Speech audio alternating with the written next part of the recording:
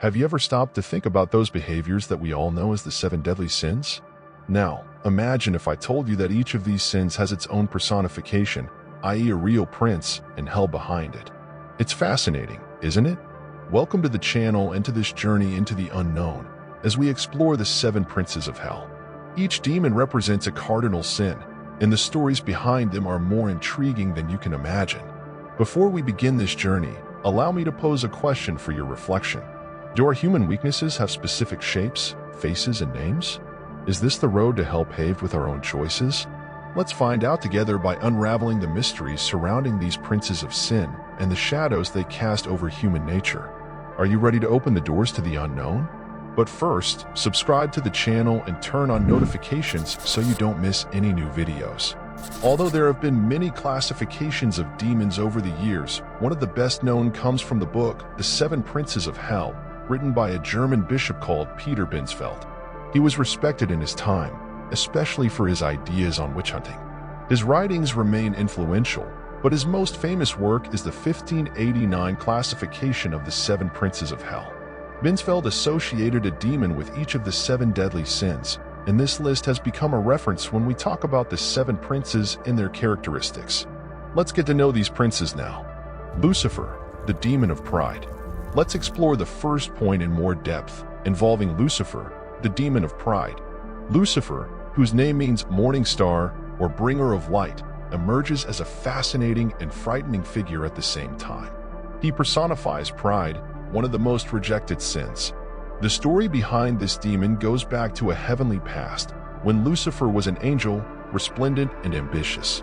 The nickname, Light Bearer, couldn't be more ironic, as he aspired to challenge the very divine light that surrounded him in heaven. Pride, that burning flame within him, led him into an epic rebellion, triggering his fall from the heavenly realm. Lucifer was a daring angel, fueled by his own vanity, trying to overthrow God and establish an alternative power. This attempt, however, revealed not only his ambition, but also the evil nature of pride. Lucifer is often portrayed as the leader of the demons in hell, giving him a prominent position in the infernal hierarchy. His influence is profound and his cunning notorious. What makes Lucifer particularly dangerous is his ability to manipulate, to seduce with tempting words and promises, while hiding the dark consequences of his actions. Although in medieval times Lucifer and Satan were distinct, today many consider them to be interchangeable. This fusion suggests that, in the end, it doesn't matter what we call this entity. What matters is the evil presence it represents. The story of Lucifer, the demon of pride, is not just a tale of fall and punishment. It invites us to reflect on the pitfalls of pride in our own lives. By aspiring to great things, don't we run the risk of getting lost in the shadow of our own ego? Think about it. Mammon, the demon of greed. Mammon, a fallen celestial figure, was already greedy in the heavenly realms. His fall is suggested by his attachment to the golden streets of heaven, valuing these riches more than his feelings for God. While some contemporary translations of the Bible relate him to greed and wealth, Binsfeld perceived him as a demonic entity who seduces humans into evil practices, deluding them with the promise of great fortune. Mammon's story reminds us of human frailty in the face of material temptations. How much are we willing to sacrifice for fleeting riches? By unraveling the ways of Mammon, we explore not only a mythological narrative, but also confront timeless questions about the limits of ambition and the price of the unbridled pursuit of material success. Asmodeus, the demon of lust.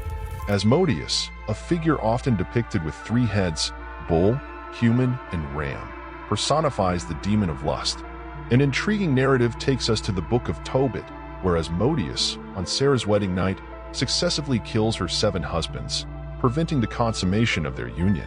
This bizarre episode reveals the sinister face of lust. In addition, the Book of Solomon highlights Asmodeus as a cunning conspirator, plotting against newlyweds and chilling the hearts of virgins. Named by Pope Gregory the Great as one of the fallen angels, Asmodeus plays the role of punisher of crimes of lust in Binsfeld's classification. The story of Asmodeus transcends mythology, shedding light on the shadows of unbridled lust. As we delve into the recesses of his wiles, we are urged to reflect on the dangers of excessive indulgence and the ploys that lust uses to entangle human hearts. Leviathan, the demon of envy. Leviathan, known in various religions as an immense sea monster, assumes, in Binsfeld's words, the role of the Prince of Hell in charge of punishing the envious. St. Thomas Aquinas presents him as the executor of this function, although his motives remain somewhat obscure.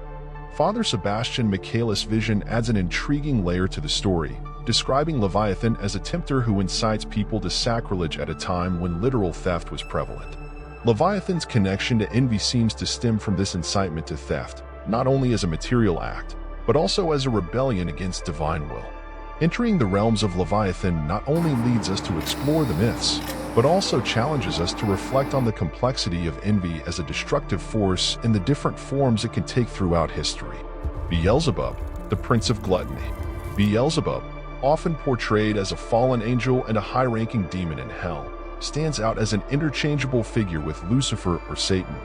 Known as the Lord of the Flies and Baal, his association with flies may refer to his ability to fly and his links with disease.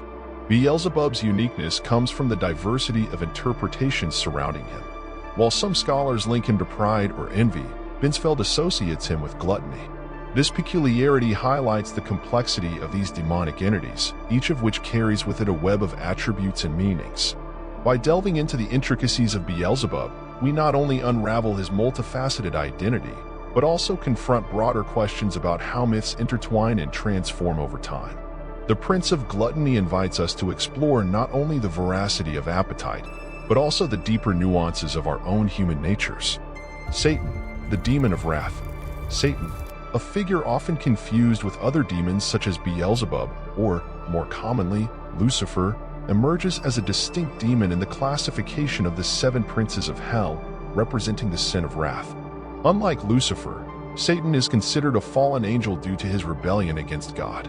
The term Satan, translated as the adversary, reveals his position as the antagonist of humanity.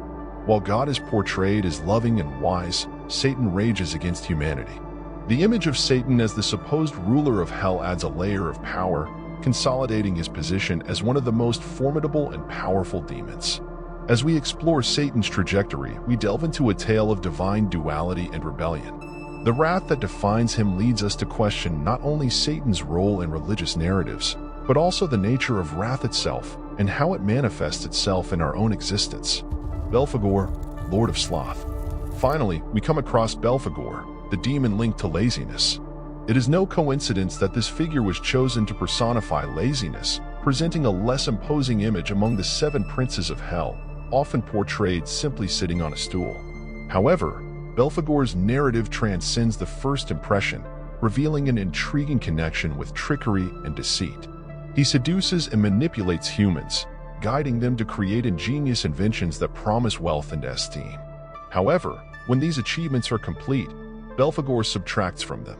The tempting promise of wealth is rooted in the idea of avoiding work, thus encouraging the sin of laziness. By unraveling the intricacies of Belphegor, we are led to contemplate not only laziness as an isolated vice, but also the complexities of how the temptation of easy wealth can shape our choices and, consequently, our understanding of what is ethical and just. And so we conclude our journey through the 7 princes of hell, as catalogued by renowned demonologist and witch hunter Peter Binsfeld. Each demon personifies one of the 7 deadly sins, their stories echoing through religious texts, shaping interpretations throughout the ages. Before we say goodbye, I invite you to reflect on the influence of these entities on our own existence. Which of these princes of hell whispers in our consciousness, urging us to give in to temptations?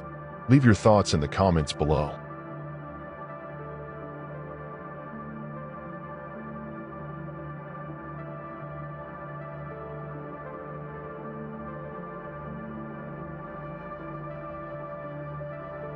If this dive into the dark realms has piqued your curiosity, don't hesitate to subscribe to the channel for more fascinating explorations. Together, we will continue to unravel the mysteries that permeate history and mythology. Until the next journey, where new enigmas await us.